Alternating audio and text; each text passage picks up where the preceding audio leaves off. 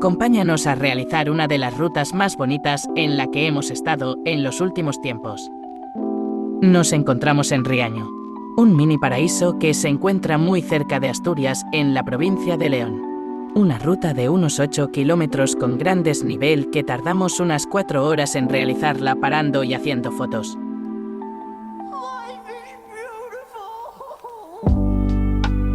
En la ruta encontramos paradas interesantes como un bonito mirador y una cueva con una historia mitológica muy interesante de la cual hablaremos en futuros vídeos.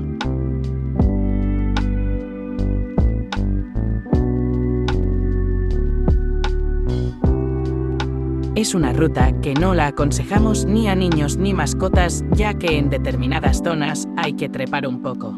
Eso sí, cualquier persona podría subir hasta la ladera de la montaña.